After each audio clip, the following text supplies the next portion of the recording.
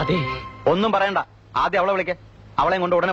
അതിന് അവൾ ഇവിടെ ഉണ്ടായിട്ട് വേണ്ടേ? ആ റാംജി റാവു സ്പീക്കിംഗ് കിഡ്നാപ്പ്. അവള് ഞങ്ങളുടെ അടുത്ത് തന്നെ ഉണ്ട്. പക്ഷെ ഇവിടെ അല്ലാന്ന് മാത്രം. നമുക്ക് പോകുന്ന വഴിക്ക് വിളിച്ചോണ്ട് പോവാം. പോരെ? പോരാ. അവളെ കൊണ്ടല്ല അവിടെ നടക്കാൻ പറ്റില്ല. എന്ന് പറഞ്ഞാൽ എങ്ങനെയാ? അവളെ ഞങ്ങൾ അവിടെ കൊണ്ടുവരാമെന്ന് പറഞ്ഞില്ലേ? പറ്റില്ല എന്ന് ഞങ്ങളും പറഞ്ഞില്ലേ? എന്നാ നീയൊക്കെ കൊണ്ടുപോടാ അവളെ ഇവിടുന്ന്. മിണ്ടരുത്.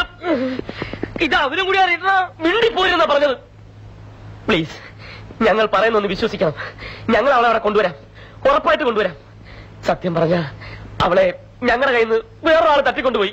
അതന്നെയല്ലേ ഞാനും പറഞ്ഞത്. റാംജി റാവു സ്പീക്കിംഗ്. അത് പറയാൻ വന്നപ്പോഴല്ലേ നീ വായ. അതെ, റാംജി റാവു തന്നെ തട്ടിക്കൊണ്ടുപോയി. ഇത് അവന് കൊടുക്കാനുള്ള പണമാണ്. ഇതും കൊടുത്ത് അവന്റെ കയ്യിൽ നിന്ന് അവളെ മേടിച്ച് അവിടെ കൊണ്ടുവരാം. പ്ലീസ്, സമയം പോകുന്നു. അതുകൊണ്ടാ. ബാലകൃഷ്ണ, മത്തായിച്ചേട്ടാ, നിക്കണ അവിടെ. മര്യാദയ്ക്ക് അവളെ വിളിക്കുന്നുണ്ടോ ഇല്ലയോ? ഇതെന്തൊരു നാശമാണെന്ന് പറ. അവളിവിടെ ഇല്ലാന്ന് പറഞ്ഞില്ലേ? ഇല്ലാന്ന് പറഞ്ഞാൽ ഇല്ല ഇല്ല ഇല്ല. എങ്കിൽ അവൾ ഉണ്ടാകുന്നവരെ വെയിറ്റ് ചെയ്യാം. സർ, അവിടെ ഇരിക്കാനാണ് പറഞ്ഞത്. സർ, സമയം പോകുന്നു. നിന്നോടാണ് പറഞ്ഞത് ഇരിക്കാൻ.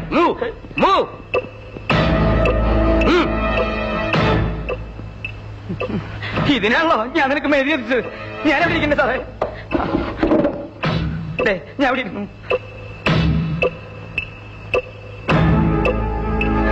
ഇരിക്കടാ.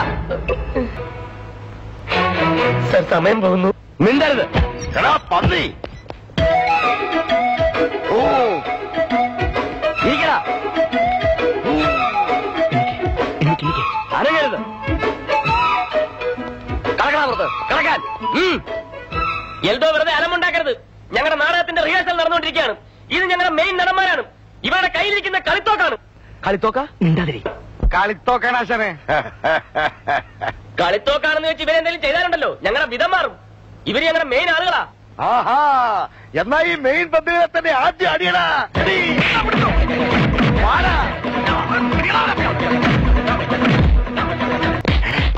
ആ ഞൊണ്ടിക്കാലം പിന്നാലെ വരണ്ടോ? എന്തോ അവളവന്റെ കാലം കൊണ്ട് രക്ഷപ്പെട്ടു പോകണ. വേഗം പാടാ. ചെന്നവന്റെ കാലം തന്നെ എടുക്കേ.